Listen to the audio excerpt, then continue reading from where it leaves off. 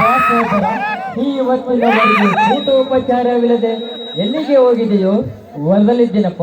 ಹೌದಣ್ಣ, ಕರೆಂಜಿ ಹೋದ ತಕ್ಷಣ ತಾಸಿನ ಹಿಂದೆ ನೀರು ಹಾರಿಸುವುದನ್ನು ಬಿಟ್ಟು ಬಂದೆನಣ್ಣ. ಆದರೆ ನಾ ಬರುವುದರೊಳಗೆ ಊರು ಹಾರಿಸಿ ಮುಂದೆ ದೊಡ್ಡ ಕುಸ್ತಿ ಅಂಗಡನೆ ಏರ್ಪಟ್ಟಿತು. ಆ ಕಡೆ ಕುಸ್ತಿಯಲ್ಲಿ ನೀನೇನಾದ್ರೂ ಹೋಗಿದ್ದೇನಪ್ಪ? ಕಡೆಯ ಕುಸ್ತಿ ಕಿತ್ತೆ ಹತ್ತಿಗೆ ಆ ಗಣದಲ್ಲಿ ಕಡೆಯ ನೋಡಿ ನನ್ನ ಮೈಯೆಲ್ಲ ರೋಮಾಂಚನಗೊಂಡು ಹನುಮ ಶಕ್ತಿಯ ಬಲ ನನ್ನಲ್ಲಿ ಆವರಿಸಿ ಕೈ ತುತ್ತಿನ ರಕ್ತ ಕೂಗಿಯಾಯಿತು.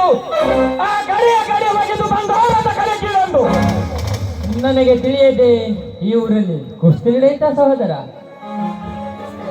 ಊರಿಗೆ ದೊಡ್ಡವನಾದ ಆ ಸಿದ್ದೇಗೌಡ ಏರ್ಪಡಿಸಿದ ನನ್ನ ಅಹಂಕಾರವನ್ನು ಆ ಕುಸ್ತಿಯಲ್ಲಿ ಆ ಗೌಡನ ಬಂದ ಕರೆಯಲೇ ನನ್ನ ಕರೆಯ ಪಂದ್ಯದ ಕಲೆ. ಮೈದುನ, ಆ ನೀಚ ಗೌಡನ ಕಣದಲ್ಲಿ ನೀನ್ ಯಾಕಪ್ಪ ಹೋಗಿದ್ದೆ? ಬಲರಾಮ, ಏನಿದು ಈ ನಿನ್ನ ನಿಗೂಢ ರಹಸ್ಯದ ನಡೆ? ಏನದು? ಏನಾಯ್ತು? ಬೇಗ ಬೇಗ ಹೇಳು. ಜಿಲ್ಲಾ ಸಹಕಾರಿ ಬ್ಯಾಂಕ್ ಚುನಾವಣೆ ಅಭ್ಯರ್ಥಿಯಾದ ಆ ಗೌಡ ನಮ್ಮ ಭಾಗದ ಎಲ್ಲ ಸೊಸೈಟಿ ಅಧ್ಯಕ್ಷರನ್ನು ಕರೆಯಿಸಿ ಅವರಿಗೆ ಜೀವ ಬೆದರಿಕೆ ಹಾಕಿದ. ಅದರಲ್ಲಿ ಒಬ್ಬಾತ ಎದ್ದು, ಏನ್ರಿ ಗೌಡ್ರೆ, ಇದು ಪ್ರಜಾಪ್ರಭುತ್ವವಿದೆ, ಇದೇನು ರಾಜ ಮಹಾರಾಜರ ಕಾಲವಲ್ಲ, ನಮ್ಮ ಮತ ನಮ್ಮ ಹಕ್ಕಿದೆ ಎಂದನು. ಅದಕ್ಕೆ ಆ ಸಿದ್ದನಗೌಡ ಸುಮ್ಮನಿದ್ದಾನೆ? ಇಲ್ಲಣ್ಣ, ಆ ಕರಿಯನಿಂದ ಅವನನ್ನು ಸಾಕಷ್ಟು ಹೊಡಿಸಿಬಿಟ್ಟ. ಅವನ ಹೊಡೆತಕ್ಕೆ ಅಲ್ಲಿಂದ ಎಲ್ಲರೂ ಎದರಿ ಓಡಿ ಹೋದರು.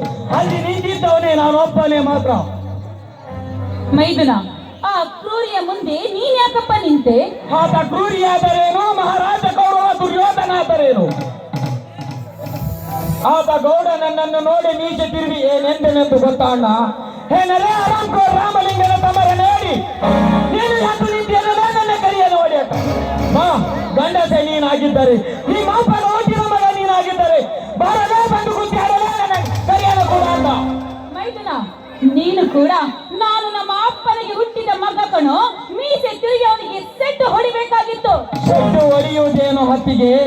ಆ ಕ್ಷಣನೇ ನಾನು ಪ್ರತಿ ಮೀಸೆ ತಿರುವಿ ಹಬ್ಬದ ಹುಟ್ಟಿದ ಮಗ ನಾನಲೇ ಎಂದವನೇ. ಆ ಕರಿಯನನ್ನು ಒಟ್ಟು 10 ಸುತ್ತ ಹಾಕಿ ಎತ್ತಿ ಆಗಿಸಿ ಮುಂದೆ ಆ ಗೌಡನ ಪಾದದ ಮುಂದೆ ಹೋಗಿದ ಅವನಿಗೆ ಮೇಲೆ ಕಾಲಿಟ್ಟು ಕೇಕೆ ಹೊಡೆದು ಬಿಟ್ಟೆ ನಮ್ಮ ಆ ಗೌಡನ ಮುಂದೆ. ಆವಾಗ ಈ ರೈತನ ಗುಡುಗಿಗೆ ಆ ತರಿಗನೆಯದೆ ನಡಿಗೆ ಹೋಯಿತು.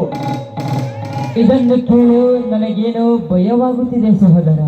ಸ್ವಾಮಿ, ನಿಮಗೇಕೆ ಭಯ? ನಮ್ಮ ಸಂಸಾರವನ್ನೇ ಹಾಳು ಮಾಡಿದ, ನಾಶ ಮಾಡಿದ ಆ ಗೌಡನನ್ನು ಸಂಹಾರ ಮಾಡುವವನು ಈ ನನ್ನ ಮೈದುನಲ್ಲಿ. ಹೌದಣ್ಣ, ಮಾಡಿದವರಿಗೆ ಮಾಡಿ ತೋರಿಸಬೇಕೆನ್ನುವ ಸುಭಾಷ್ ಚಂದ್ರ ಅವರ ಮಾತು, ಮಾಡು ಇಲ್ಲವೇ ಮಡಿ ಎನ್ನುವ ಮಹಾತ್ಮ ಗಾಂಧೀಜಿಯವರ ಮಾತು ಸತ್ಯವಾಗಬೇಕಾದರೆ ನನ್ನಂತ ಯುವ ಶಕ್ತಿಗಳು ಎದ್ದು ನಿಲ್ಲಬೇಕು. ಅಂದಾಗ ಇದು ರಾಮರಾಜ್ಯವಾಗುತ್ತದೆ.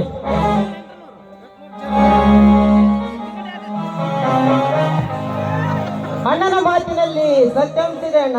ಯುವ ಶಕ್ತಿಯ ವಿದ್ಯುತ್ ಶಕ್ತಿ ಎಂದು ಸ್ವಾಮಿ ವಿವೇಕಾನಂದರು ಹೇಳಿದ್ದಾರೆ. ಬಾರಪ್ಪ, ನಿನ್ನ ಓದು ಮುಗಿಯಿತೆ.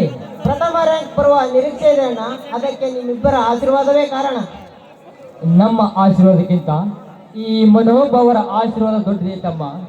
ನಾವು ನಿಂತ ನೆಲ ಬಿತ್ತುವವಲ್ಲ.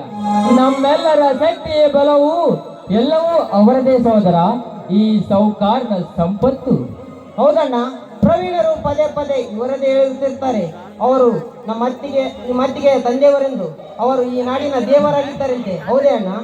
ಹೌದಪ್ಪ, ಸಮಯಕ್ಕೆ ಅನುಸಾರವಾಗಿ ಅವರ ಮಾಡಿದ ಘನ ಕಾರ್ಯವನ್ನು ನಿನಗೆ ಮುಂದೊಂದನ್ನೇ ಹೇಳುತ್ತೇನೆ. ಅಂತವರ ಮಗಳಾದ ನನ್ನ ಅತ್ತಿಗೆ ಪುಣ್ಯವಂತೆಯೇ ಸರಿ. ಅದನ್ನು ನನ್ನ ಬಾಯಿಂದ ಹೇಳಲಾಗದು.